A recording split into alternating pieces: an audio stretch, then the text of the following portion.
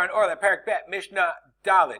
Until now, we've discussed the different quantities or the proportions for Bittul. For example, we learned Truma and Trumat Maser and Chal and Bikurim are 1 into 100. Orlah and Klai Karim are 1 into 200. Those are the measurements. Our Mishnah is now going to discuss exceptions when those measurements don't apply at all and there's no Bittul whatsoever.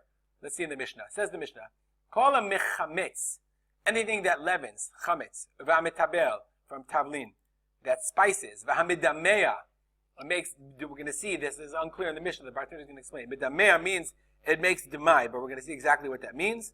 Okay, betruma, makes demai in truma.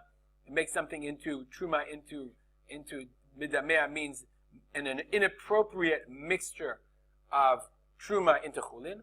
Uba orla, uba klaya kerem, whether it's truma or orla or klaya kerem, that's asur. Says the Bartender, what does that mean? Okay. Let's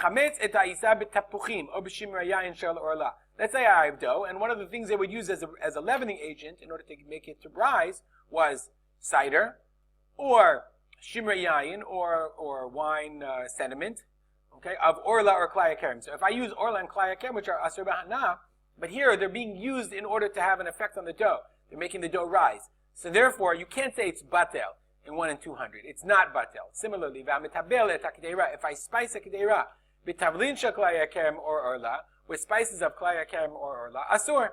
Those are asur. Ve'ein only me'echad matayim. Okay, and it's not batel in chad 1 to 200. It's 1 in 1,000. It doesn't matter. Spices are never batel. And we pass them this way halachically.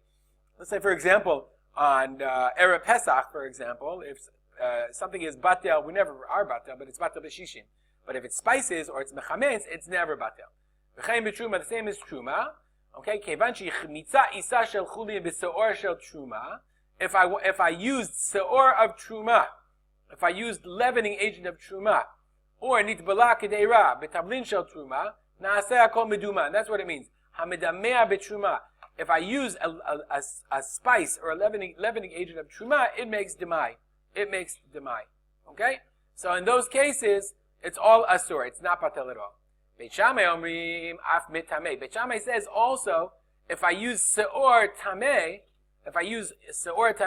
in order to leaven isa tahora, in order to leaven dough that's tahor, or tavlin tameim, if I use tavlin spices into a kedera tahora, into a pot of soup that's tahor, okay, even though it's not the shiur, it's 1 to 200 or what have you, okay, even though she'em b'tavlin kebeitza, the shiur that we require is a kebeitza in order to be mitamei, shiur tumat ochelin, litmei ta'isa v'litmei ta'kedeira. So similarly to the other rules, Tuma, the rules of Tuma also don't apply. The measurements, rather, it's a kolshu as long as it's mechametz or mitabel.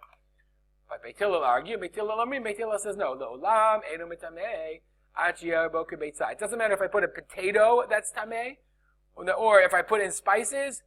For Tuma and Tara, it's not the effect that it has on the pot itself or on the dough itself. Rather, it's the quantity.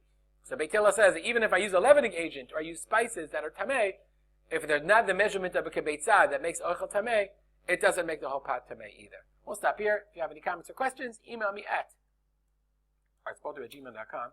I will dedicate the learning of this mission to the memory of my father, Rav Simcha ben Yitzchak Kalman. Have a good day.